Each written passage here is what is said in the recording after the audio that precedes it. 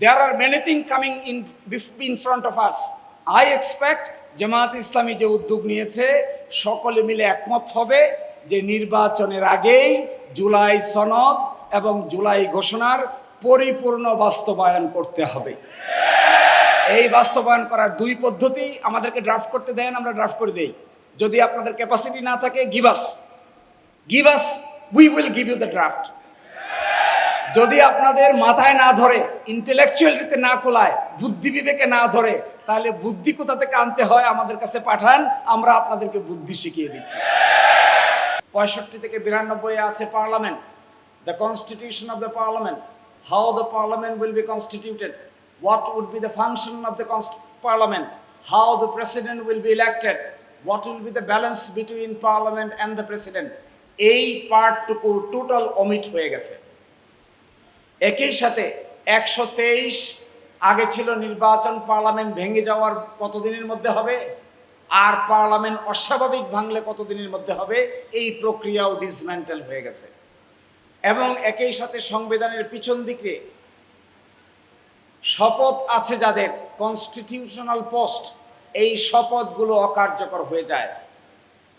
ফলে এই 5 আগস্টের পরে 8 আগস্টে একটি সরকার গঠিত হয়। 5, 6, 7, 8 তারিখ সন্ধ্যা পর্যন্ত বাংলাদেশে কোনো কার্যকর সরকার ব্যবস্থা ছিল না। 8 আগস্টে প্রথম যখন সরকার গঠিত হয়, তখন আমাদের সুপ্রিম কোর্টের কাছে একটি রেফারেন্স চাওয়া হয়। এই রেফারেন্সে সুপ্রিম কোর্ট মতামত দেন ইমার্জেন্সি বেসিসে, ডক্ট্রিন অফ নেসেসিটির ভিত্তিতে একটা অন্তর্বর্তীকালীন সরকার গঠন করা। আমি মনে করি এটাই হলো বর্তমান সরকার গঠনের ক্ষেত্রে সবচাইতে বড় ভুল হয়েছে। এটা হলো সাংবিধানিকভাবে সবচাইতে বড় মিস্টেক। এই মিস্টেক করা উচিত হয় নাই। এই সরকার হওয়া উচিত ছিল জনগণের অভিপ্রায়ের ভিত্তিতে গঠিত সরকার।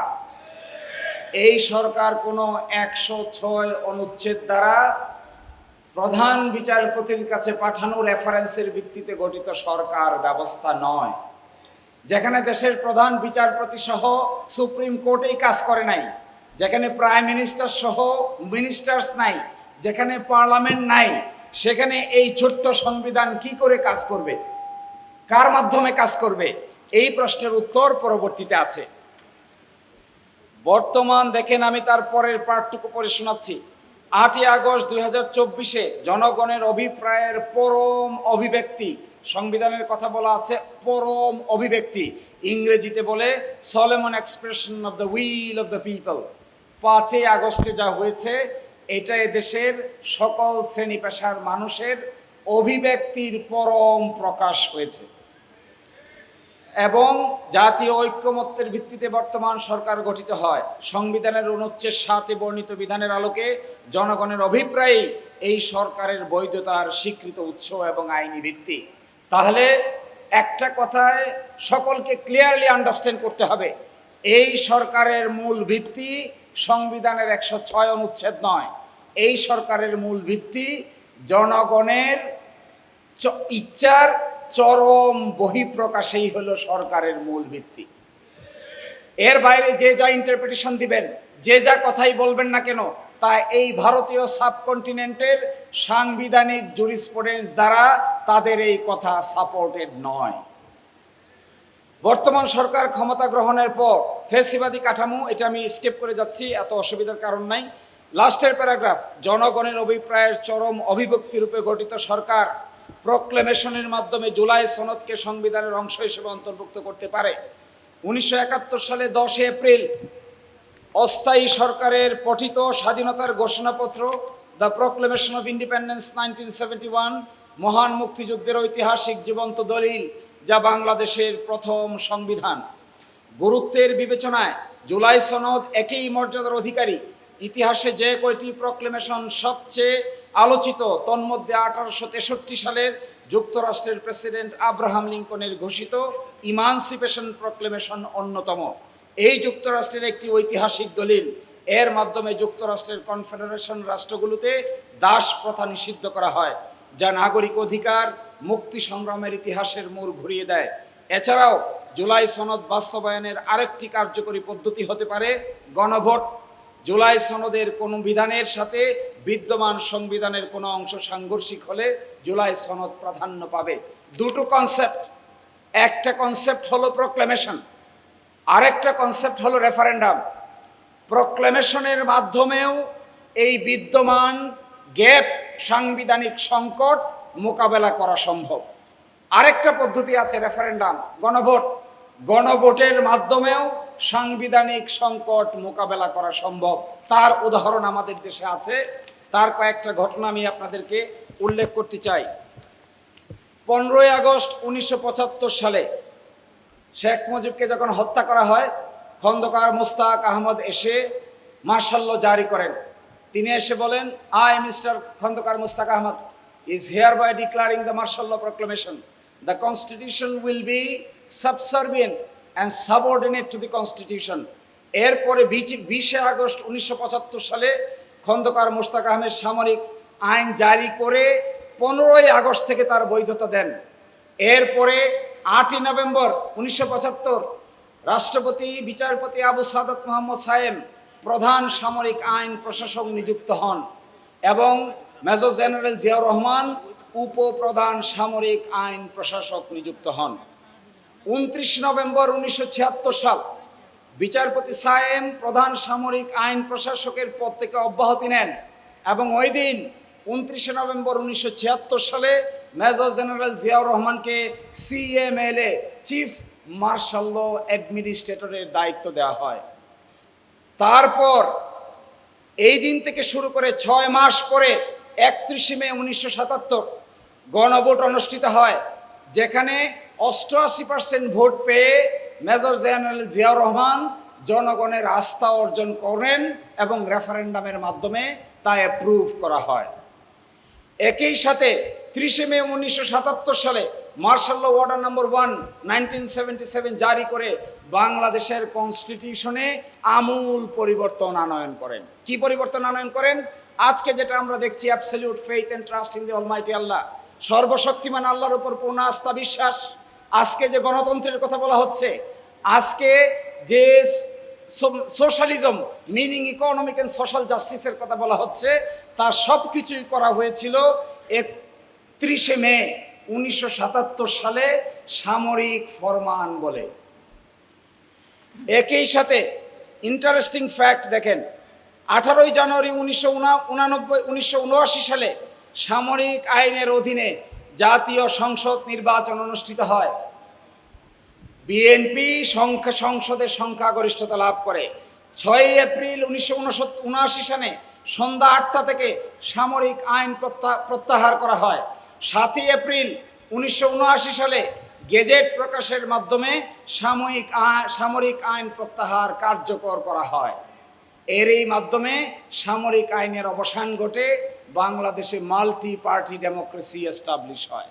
This is a political historical document before us. Same thing happened during Ershad regime. এরশাদ রিজিমেও একই পদ্ধতি ফলো করে বাংলাদেশের সাংবিধানিকতায় উত্তরণ ঘটানো হয়। এই আলোচনা করেছি আমি আমার প্যারাগ্রাফগুলোর অপর পৃষ্ঠায়। প্রথম যে বড় প্যারাগ্রাফটা আছে, পুরোটার কেন্দ্রবিন্দু এটা। এরপরে লাস্টের দ্বিতীয় প্যারাগ্রাফ, 30 মে 1981 মেজর জেনারেল জিয়াউর রহমান শাহাদত বরণ করলে বিচারপতি আব্দুস সাত্তার রাষ্ট্রপতির দায়িত্ব অধিষ্ঠিত হন। 1982 সালের 24 মার্চ তৎকালীন সেনাপ্রধান হুসাইন মাহমুদ এরশাদ সামরিক অভ্যুত্থানের মাধ্যমে ক্ষমতা দখল করে নিজেকে প্রধান সামরিক আইন প্রশাসক ঘোষণা করেন, চিফ মার্শাল ল অ্যাডমিনিস্ট্রেটর। 1982 সালের 27 মার্চ তিনি সংসদ ভেঙে দিয়ে সংবিধান স্থগিত করেন। আজকে যারা কথা বলছেন যে সংবিধান স্থগিত করা যায় না, সংবিধান অকার্যকর হয় না, তারা তাদের অতীত রাজনৈতিক ইতিহাস সম্পর্কে ভালো জানেন না। 1986 সালে 11 নভেম্বর সামরিক আইন প্রত্যাহার করে আংশিক সাংবিধানিক শাসন বলবৎ করেন। পরবর্তীতে 1988 সালের মার্চ মাসে সংসদীয় নির্বাচনের আয়োজন করলে দেশের সকল বিরোধী দল উক্ত নির্বাচনে অংশগ্রহণ বর্জন করেন। 90 সালের 6 ডিসেম্বর স্বৈরাচারের বিরুদ্ধে আন্দোলনের প্রেক্ষিতে জাতীয় ঐক্যমত্যের আলোকে এরশাদ তৎকালীন বিচারপতি শাহাবুদ্দিন আহমদের হাতে ক্ষমতা হস্তান্তর করেন। আরেকটা উদাহরণ, এরশাদ সাহেবের যখন পতন হয় তখন প্রশ্ন আসলো দেশ চলবে কি করে। তখন বাংলাদেশের প্রধান বিচারপতি ছিলেন বিচারপতি শাহাবুদ্দিন আহমেদ। বিচারপতি শাহাবুদ্দিন আহমেদকে কনস্টিটিউশনে না থাকা সত্ত্বেও তাকে প্রধান বিচারপতির পদ থেকে নিয়ে যাওয়া হয়, তাকে দায়িত্ব দেওয়া হয়, তিনি দায়িত্ব পালন করেন, দায়িত্ব পালন করে আবার তিনি বাংলাদেশের প্রধান বিচারপতি হন। প্রধান বিচারপতি হয়ে তারপরে তিনি রিটায়ার করেন। এইটাই বাংলাদেশের সংবিধানে সাংবিধানিকভাবে সংশোধনী আকারে অ্যাপ্রুভ করা হয়েছে। সুতরাং আজকে যারা এই কথা বলছেন যে সাংবিধানিক ভ্যাকুয়াম ফুলফিল করা যাবে না, আমি মনে করি তারা ইচ্ছে করেই অতীত সাংবিধানিক ইতিহাসকে ইচ্ছে করেই অ্যাভয়েড করে যেতে চাচ্ছেন। পূর্বের শাসকগণ সামরিক আইন জারির মাধ্যমে সংবিধানের উল্লেখযোগ্য বিধানাবলী স্থগিত করেছেন। কেউ বলতে পারেন যে আমি হয়তো সামরিক আইনের পক্ষে কথা বলছি। No, I am not in favour of martial law, I am not in favor of military law. I am not in favor of military rules, regulations and proclamations. Then what I am in favor? I am telling doctrine of necessity এর কারণে martial ল proclamation যখন জারি থাকে তখন সংবিধানকে suspend করা যায়। আর যখন গণ অভ্যুত্থান হয়, গণ অভ্যুত্থানের কারণে জনগণের ইচ্ছার বহিঃপ্রকাশের মাধ্যমে যে সরকার গঠিত হয়, সেই সরকার চাইলেই প্রক্লেমেশন কিংবা রেফারেন্ডামের মাধ্যমে সংবিধান স্থগিত করে নতুন সংবিধান জারি করতে পারেন। এই হিসেবে ডক্ট্রিন অফ নেসেসিটির মার্শাল লর চাইতেও গণ অভ্যুত্থানের শক্তি অনেক গুণ বেশি। Martial law is a martial law, কিন্তু জনগণের অভ্যুত্থান ইজ এ জনগণের অভ্যুত্থান। এর কার্যকারিতা ঘটেছিল ফ্রান্সে 6th রিপাবলিকের মাধ্যমে, এর কার্যকারিতা ঘটেছে আমেরিকায়, এর কার্যকারিতার সবচাইতে ভালো উদাহরণ হলো ফ্রান্সে। ফ্রান্সে প্রথম রিপাবলিক, দ্বিতীয় রিপাবলিক, তৃতীয় রিপাবলিক, চতুর্থ, পঞ্চম এবং ষষ্ঠ রিপাবলিক আছে। এই ষষ্ঠ রিপাবলিকের মাধ্যমে গণ অভ্যুত্থানের ভিত্তিতে তারা তাদের নতুন সংবিধান প্রণয়ন করেছিল। আর সময় আমার শেষ হয়ে গেছে, একটা কথা বলেই শেষ করে দিব। যে ঘোষণাপত্রটি দেওয়া হয়েছে, এই ঘোষণাপত্রে বলা হয়েছে অত্যন্ত মিথ্যা কথা বলা হয়েছে। এই মিথ্যা থেকে বাঁচতে হবে, জাতিকেও বাঁচাইতে হবে, সকলকে মিলে বাঁচাইতে হবে। কে শিকিং সেই মিথ্যা কথা? যেহেতু জনগণের দাবি অনুযায়ী এরপর অবৈধ দ্বাদশ জাতীয় সংসদ ভেঙে দেওয়া হয় এবং সংবিধানের 106 অনুচ্ছেদ অনুসারে সুপ্রিম কোর্টের মতামতের আলোকে সাংবিধানিকভাবে ডক্টর মোহাম্মদ ইউনূসের নেতৃত্বে 8 আগস্ট 2024 তারিখে একটি অন্তর্বর্তীকালীন সরকার গঠিত হয়। আমার মতে, আমার বিবেচনায় এই স্টেটমেন্টটা বাংলাদেশের রাজনৈতিক ইতিহাসের সবচাইতে বড় মিথ্যা কথা। It should not be. Dr. Mohammad Yunus cannot, there is no concept of interim government in the constitution. কনস্টিটিউশনে ইন্টারিম গভর্নমেন্ট বলতে কিছু নাই, অন্তর্বর্তীকালীন সরকার বলতে কোনো সরকার নাই। কনস্টিটিউশনের মধ্যে ডক্ট্রিন অফ নেসেসিটি যদি অ্যাপ্লাই করতে হয় তাহলে আগে মার্শাল ল জারি করতে হবে।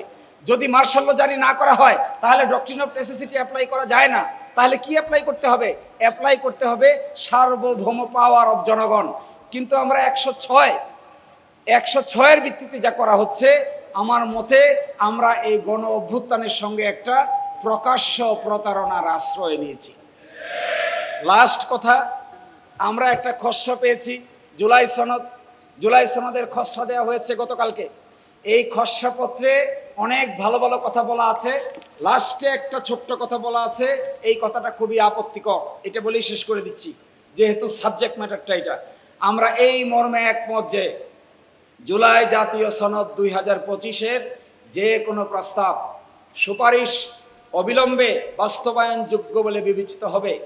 সেগুলো কোনো প্রকার কালক্ষেপণ না করেই পরবর্তী জাতীয় সংসদ নির্বাচনের আগে সরকার ও অন্যান্য সংশ্লিষ্ট কর্তৃপক্ষসমূহ সম্পূর্ণরূপে বাস্তবায়ন করবে। অর্থাৎ এখানে প্রপোজাল দেওয়া হচ্ছে সংসদ নির্বাচনের আগে যতটুকু বাস্তবায়ন ততটুকু করা হবে, আর সংসদ নির্বাচনের পরে বাকি অংশ বাস্তবায়ন করা হবে। আপনারা কি এটার সঙ্গে একমত? No. Revolution is a revolution. Biplab is a বিপ্লব. অভ্যুত্থান ইজ অভ্যুত্থান, অভ্যুত্থান নিজেই constitution. Solomon expression of the will of the power is itself is a constitution. এই কনস্টিটিউয়েন্ট অ্যাসেম্বলি সম্পর্কে যাদের ধারণা নাই, constituent power of the people সম্পর্কে যাদের ধারণা নাই, constitution power of the people কিভাবে গঠিত হয়, how a political source of power comes, groan norm কাকে বলে, কেলসনের থিওরি কাকে বলে, কেলসনের থিওরি কিভাবে জন্ম নেয়, এর সম্পর্কে যাদের ধারণা নাই তারাই শুধু এই বোকার মতো কথা বলতে পারে। ফলে আমার টাইম শেষ। I am sorry, time is very critical. It is the time to discuss and decide about the implementation of the constitutional fragmentation. The country is in crossroad. There is a hope. There are many things coming in front of us. I expect Jamaat Islami যে উদ্যোগ নিয়েছে সকলে মিলে একমত হবে যে নির্বাচনের আগেই জুলাই সনদ এবং জুলাই ঘোষণার পরিপূর্ণ বাস্তবায়ন করতে হবে। এই বাস্তবায়ন করার দুই পদ্ধতি, আমাদেরকে ড্রাফট করতে দেন, আমরা ড্রাফট করে দেই। যদি আপনাদের ক্যাপাসিটি না থাকে, give us, we will give you the draft. যদি আপনাদের মাথায় না ধরে, ইন্টেলেকচুয়ালিতে না কোলায়, বুদ্ধি বিবেকে না ধরে, তাহলে বুদ্ধি কোথা থেকে আনতে হয় আমাদের কাছে পাঠান, আমরা আপনাদেরকে বুদ্ধি শিখিয়ে দিচ্ছি। আসসালামু আলাইকুম।